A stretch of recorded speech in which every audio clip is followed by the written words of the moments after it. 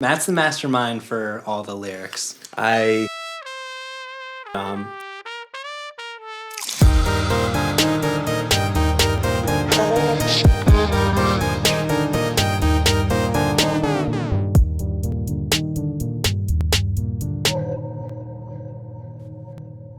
Peccadillo.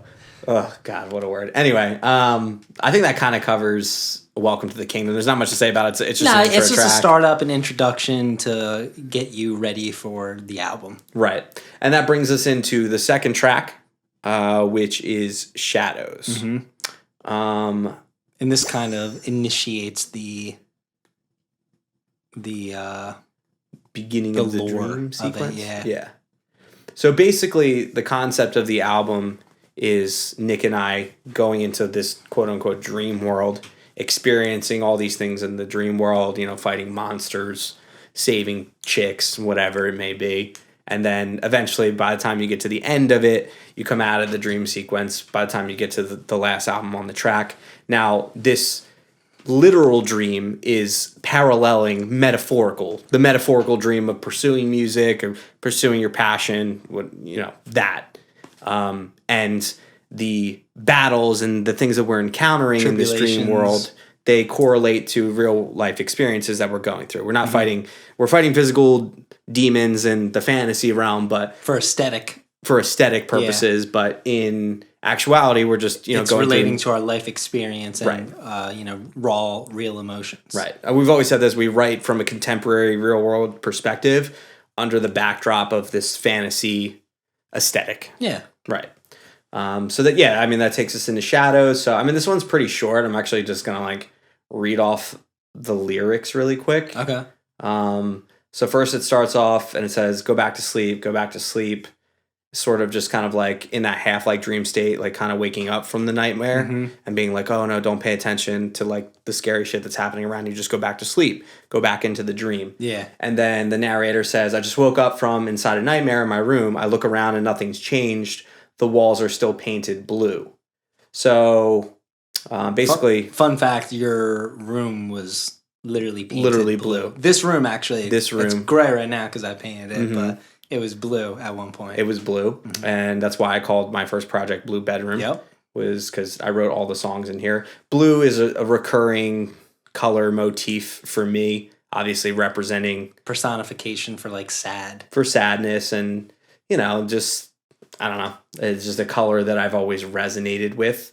But, sort of waking up and waking up from this nightmare and looking around and being shocked and being like, oh no, the walls are still painted blue. I'm good. I'm home. I'm okay. And then shadows dance across the walls, tell myself they are not monsters at all. They are me too. So just kind of looking around and dude, your imagery is unreal. Oh, thank you. It really is. I appreciate it. He's the mastermind. Matt's the mastermind for all the lyrics. That's what I like in music. That's what we like, yeah. That for me is just kind of I don't know, just dealing with demons and I don't know. I've always kind of struggled with nightmares in my life, even from when I was a kid, and when I would wake up and I would see or wake up from a nightmare or whatever and be freaked out, just sort of reminding myself no, it's fine. At this point, the narrator kind of addressing the fact that the demons or the things that he's experiencing that he's afraid of, they're actually parts of himself. They're not necessarily extraneous from himself. They're a part of himself. Yeah. And he accepts that, and then he sort of lulls himself back into sleep, goes back into the dream sequence. So that's pretty much what that is. Yeah. It's almost like an extended version of the intro. Yeah. And the real songs start at this point. Yeah, pretty much. This is almost like a second intro, almost. Yeah. The first one's more just kind of it's an intro to the album. This is like a lyrical intro. I don't know if that makes sense, but for whatever. The whole album was a concept that was meant to be listened from front to back. It was definitely one of those albums where you're supposed to start at the beginning and listen to it all the way through to understand the scope and the extent of it all. Yeah. And There's the certainly impact of some it. songs that you can't just listen to on their own and understand if you listen to them out of context. Some songs you can. There are some songs that were intended to be singles. Obviously, Nomad, As I Lay Me Down, but this is definitely not one of them. It's just kind of like, I don't know. It's And like experimental poem almost.